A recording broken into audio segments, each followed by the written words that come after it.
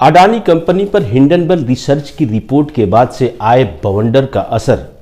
अब दूसरे सेक्टर में देखने को मिलने लगा है। और अब हालत ये हो गई है कि अडानी इंटरप्राइजेज और अडानी से जुड़ी कंपनियों को जिन जिन बैंकों ने बड़े पैमाने पर लोन दिया था, उनके शेयर के भाव भी धड़ाम धड़ाम गिर रहे हैं। हक की बात इरशादुल हक के साथ में आज हम आपको बताएंगे कि जो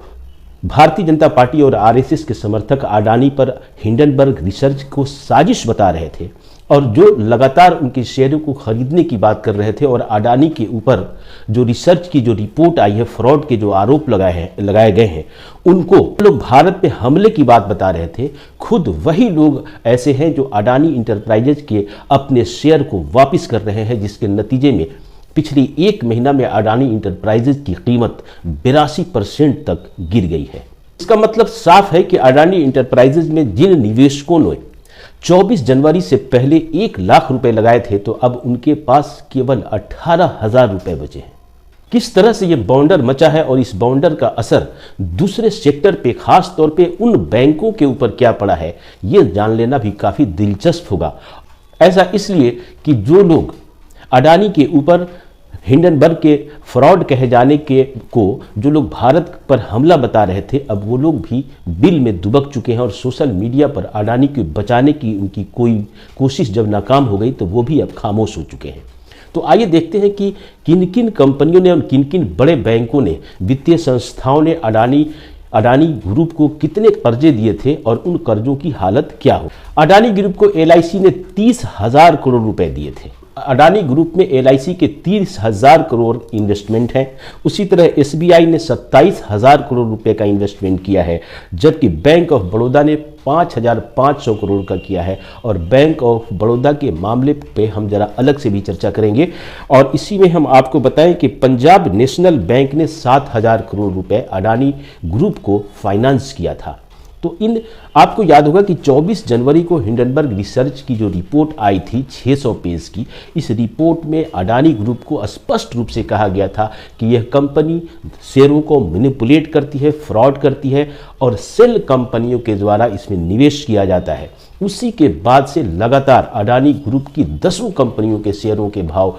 धड़ाम धड़ाम गिरे हैं और अब नतीजा यह है कि करीब 82% इसके शेयर लुढ़क करके खाक में मिलते चले गए हैं। लेकिन इससे भी बड़ा एक सवाल यह है कि जो निवेशक अडानी ग्रुप के अलग अलग कंपनियों में जिन्होंने निवेश किया था, तो उन्होंने तो अपने शेयर खींचे ही, घाटा उन्हें लगा ही, लेकिन साथ ही साथ एसबीआई, एलआईसी और बैंक ऑफ बड़ौदा तथा पंजाब नेशनल बैंक, ये जो तमाम बैंक हैं, ये सरकारी क्षेत्र के बैंक हैं, इन पर भी दबाव डाल करके निवेश कराया गया था अडानी इंटरप्राइजेस पे। तो अब आइए देखते हैं कि अडानी का जो हड़कंप है, अडानी के ऊपर जो बवंडर मचा है, उसकी वजह से सरकार के अन्य सेक्टर के जो बैंक हैं या अन्य वित्तीय संस्थाएं हैं, उनकी हालत किस तरह से पतली हो रही है और उनके शेयरों के भाव में किस तरह की गिरावट देखने को मिल रही है। 24 जनवरी के बाद से जब यह रिपोर्ट आई और अडानी ग्रुप की कंपनियों के शेयर के भाव गिरने लगे, तो उस वक्त यानी कि 24 जनवरी से अब तक एलआईसी के शेयर में 19% तक की गिरावट दर्ज की जा चुकी है। इसी तरह एसबीआई के शेयरों के भाव में 12.5% की गिरावट देखी गई है, जबकि बैंक ऑफ बड़ौदा के शेयरों के भाव में लगभग 14% और पंजाब नेशनल बैंक के शेयरों में 15% की गिरावट दर्ज की। इस तरह से आप देखेंगे कि अडानी एंटरप्राइजेज पे जो हिंडनबर्ग का बवंडर मचा था, उस बवंडर का असर, हिंडनबर्ग के बवंडर का असर जहां पे अडानी ग्रुप की तमाम कंपनियों पे पड़ा ही, लेकिन अब जो दिखने लगा है 27 फरवरी को जो चीज़ें सामने आई हैं, उससे ये पता चल रहा है कि अडानी ग्रुप के बवंडर में LIC, bank of Baroda, SBI, Punjab national bank, ये तमाम वित्तीय संस्थाएं हैं, इनके भाव भी लगातार गिरे हैं। और अब तो असर बैंक ऑफ बड़ौदा और के ऊपर इतना भयावह पड़ता दिख रहा है कि संयुक्त अरब अमीरात के बैंक की तस्वीर सोशल मीडिया पे तैर रही है, जिसमें ये दिखाया जा रहा है कि बैंक ऑफ बड़ौदा के ब्रांच के बाहर सैकड़ों लोग कतार में खड़े हैं और उनका ये कहना है कि बैंक चूँकि डूब सकता है, इसलिए वो अपने अकाउंट बैंक से बैंक में बंद करवा रहे हैं। इस सिलसिले में राष्ट्रीय जनता दल ने एक ट्वीट भी किया है, आप उस ट्वीट को यहाँ देख सकते हैं, पढ़ सकते हैं। तो एक तरह से आप ये देखेंगे कि अडानी ग्रुप के ऊपर जो मुसीबतों का पहाड़ टूटा था, सरकार की लाख कोशिशों के बावजूद और खुद अडानी ग्रुप के लाख जतन के बावजूद वो अब तक संभल नहीं पाया है। न सिर्फ संभल नहीं पाया है, उसकी हालत लगातार खस्ता होती जा रही है और अब उसके शेयरों के भाव में 75 से 80% तक गिर चुके हैं। यानी कि कई कंपनियां तो ऐसी हैं जो पिछले 52 सप्ताह के न्यूनतम स्तर तक पहुंच चुकी हैं। इस मामले का एक दूसरा रूप राजनीति भी है। लगातार राहुल गांधी अडानी और मोदी के रिश्तों पे सवाल उठाते रहे हैं। कल भी उन्होंने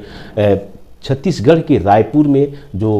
महाधिवेशन हो रहा है कांग्रेस का, उसमें बजाते जो भाषण दिया है राहुल गांधी ने, उसमें इसी तरह के सवाल उठाए हैं और कहा है कि अडानी जब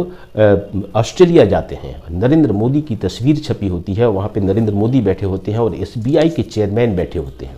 एसबीआई की तरफ से $1 बिलियन का